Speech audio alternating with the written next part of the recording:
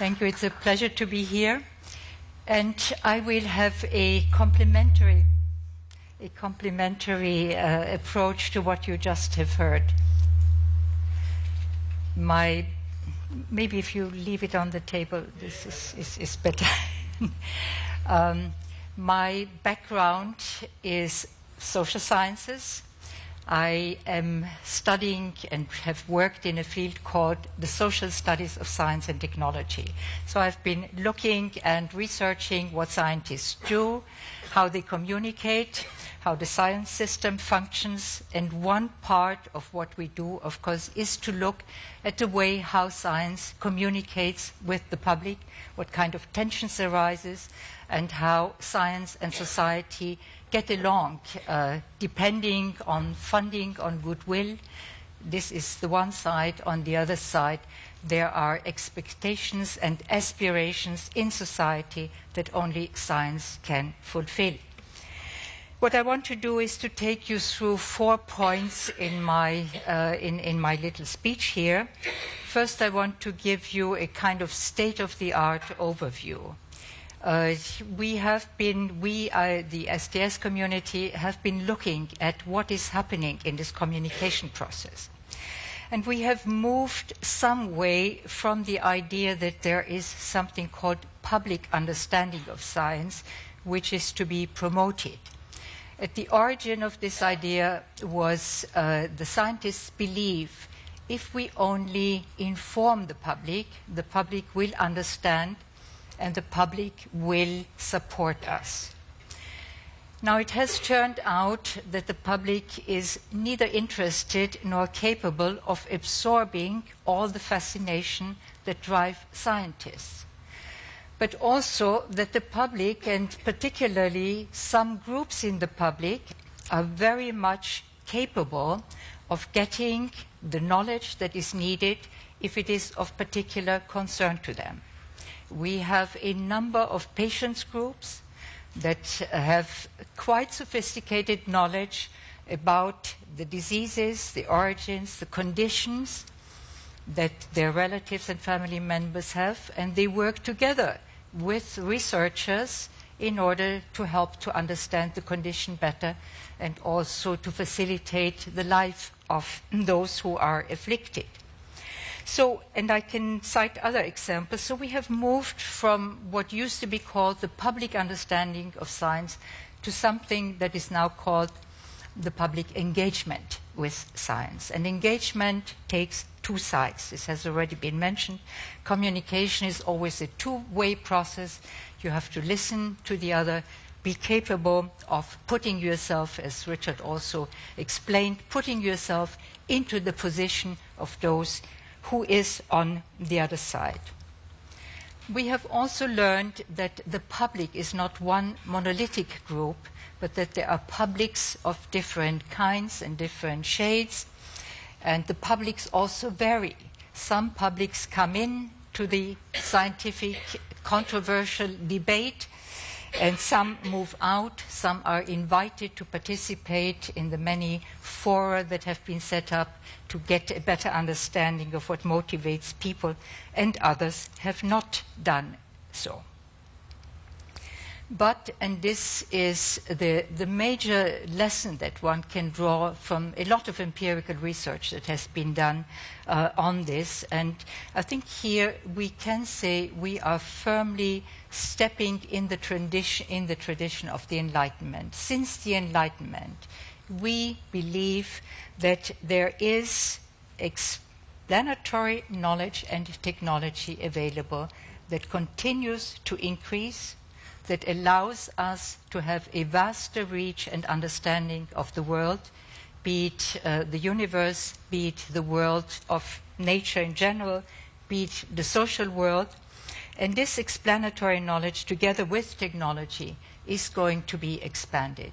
And this is something that unites both the scientists and those who are not scientists. Technology comes in right from the beginning. Einstein famously said, "My pencil and I are more clever than I." And if you put the computers we have now instead of Einstein's pencil, if you look at the apps that you all have on your mobile phones, you can understand this vast expansion of explanatory knowledge that we have now literally at our fingertips.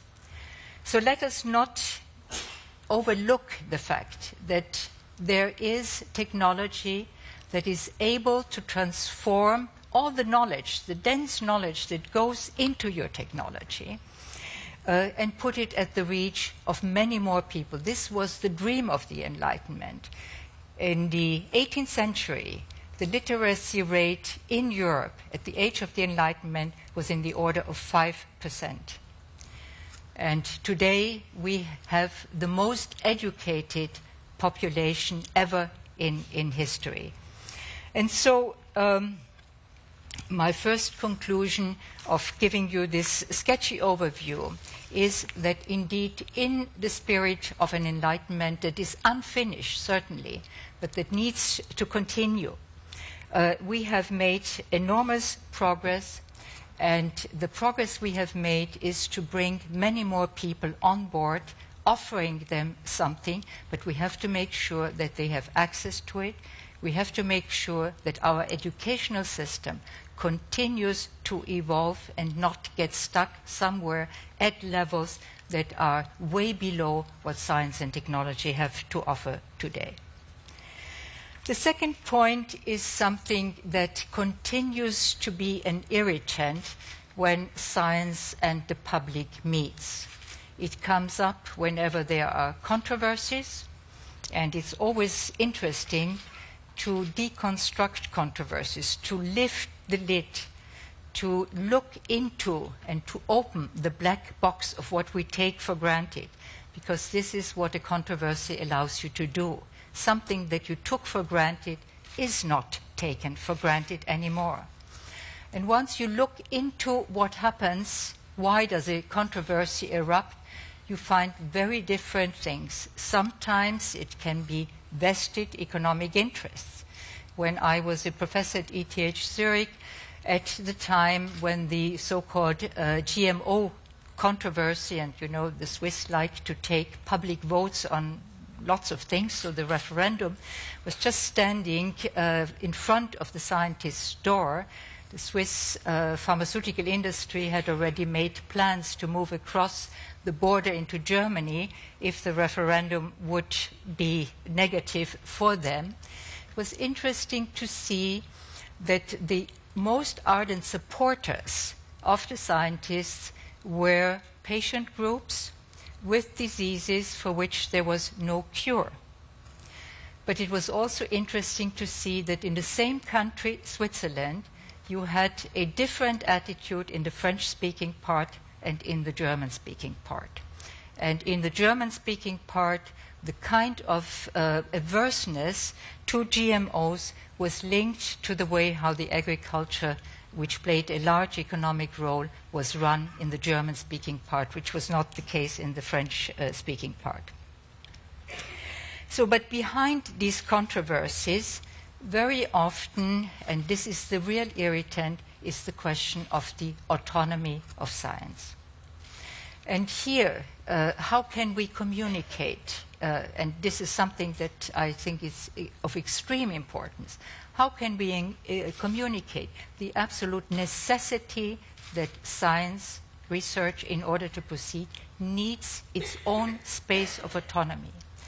And the way how, and I've written another book on curiosity, and I think the way forward is to try to explain that what drives science and scientists is curiosity.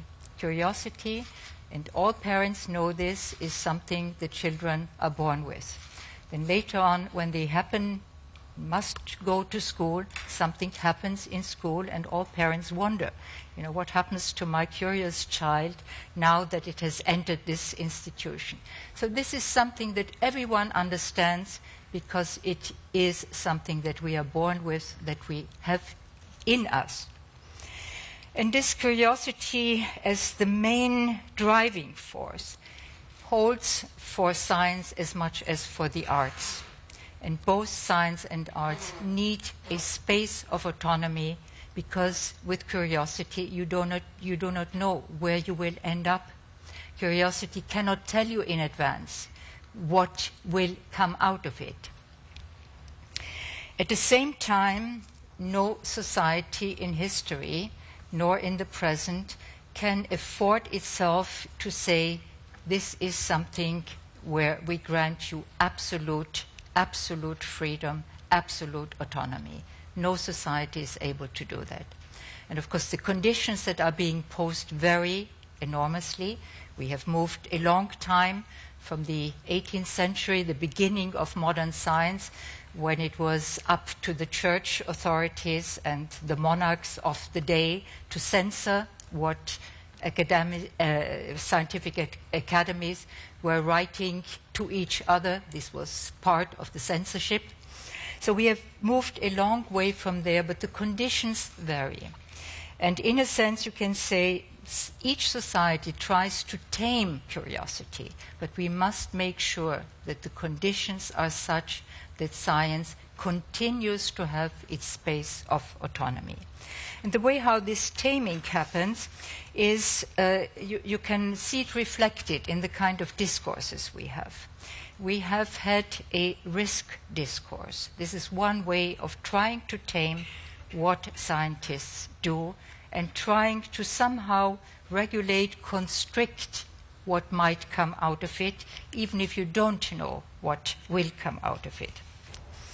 There is the moral discourse, the most difficult of them all, and I will not go into examples here, but we know of the instances where moral absolutes are invoked that do not stand up to scrutiny, because we know all values are values that change also in the course of history.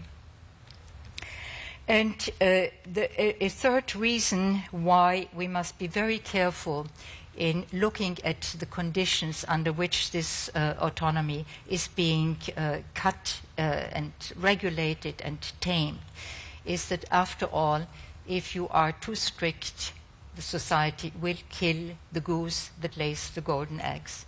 So if none of the other arguments are taken up, this is one that might be heard. Now let me move to the third point very quickly. I mentioned the risk discourse as something that has also shown to be one of these irritants, starting with the nuclear power controversy way back in the 70s. And I have followed part of this discourse, and it was very obvious that both sides had something to learn from it. As with every controversy, if you really listen to the other side, you learn something.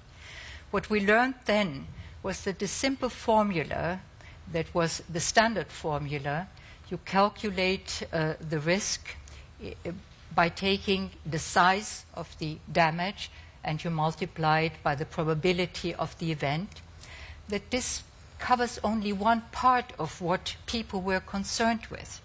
And in the course of the controversy, it turned up that it makes a huge difference whether you think you are subjected to risk or whether you are voluntarily accepting the risk.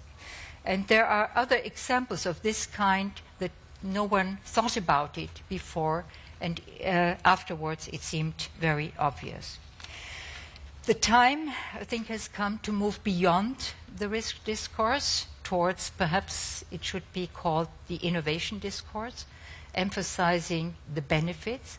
Because I think what we are doing when we speak about risk is really to confuse the term risk with the concept of danger.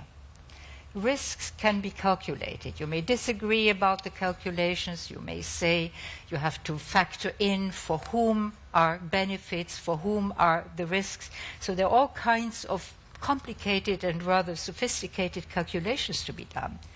While danger means you cannot calculate because you do not know what you are heading towards. And the concept of risk, again, is an old one from the 13th century. first insurance of cargo sent across the Mediterranean. You were insuring against the risks of the cargo getting lost, but in case the cargo arrived, you had a benefit. And this is the other side of the risk that we tend to lose sight of. So it's the benefits, the potential benefits, because we are speaking about a future bet. And I think this is something where an innovation discourse, without falling into the trap of hype, into the trap of promising too much, for nothing is worse than if the public reminds you of the promises that you made yesterday that are nowhere to be near fulfillment today. My fourth and last point concerns the future. Where do we go from here? And here I would like to say that in many of the many activities that scientists have been undertaking to communicate with the public, very often what stands at the forefront is what François Jacob called the day science, the glorious side, the successful results. And François Jacob has reminded us there's also the night side of science. The night side, when you are uncertain, when you have had some failures in your experiments, and there is no way to avoid failures in what you are doing. Research means you are treading in the territory of the unknown, and you are not just stringing one success to the next, but there are failures in between. You have to make one step backwards in order to make the next one forward. And this night science is something that I think needs to be better communicated to the public, letting the public also participate in terms of the actual processes of research, not just the outcome that you can present in these wonderful brochures, in festivals, in the kind of events that are being staged, but the actual process of how to do research and what happens, the fascination also when you are driven by curiosity, when it is passion that drives you to make the next step. Now, one movement that I see that goes in that direction has been called, sometimes there are different names, but it has also been called citizen science. And what is meant by citizen science are various attempts to enroll members of the public, youngsters, but also older people, who are participating in networked discoveries. A lot of it is done through the social media, through technologies of various kinds. There are examples like the folded experiment, one particular protein whose exact folding structure was not unknown, has been, with the help of a kind of crowd discovery mechanism, been solved. There is the Galaxy Zoo, which does similar things for astronomy and so on. And there is a thriving and very promising movement in discovery games, scientific discovery games that are shared with young people in particular, who then participate. The younger generation is certainly one that is the most important for the future. But I think this kind of enrollment and moving on with citizen science will only be taking us as far as it can if at the same time we allow more of our institutions to take into account the actual experience that people have. When we speak about regulating whatever comes up as a potential scientific discovery, we shy away from taking into account the experience that people have. And John Stuart Mill, way back already in the 18th century, when he spoke about ethics, he spoke about experimental living, and that there should be space for allowing experimental living. So in this sense, I hope we make a tiny step forward in the promotion but also in the communication towards this common experimental living that we enjoy with science and technology. Thank you. Thank you.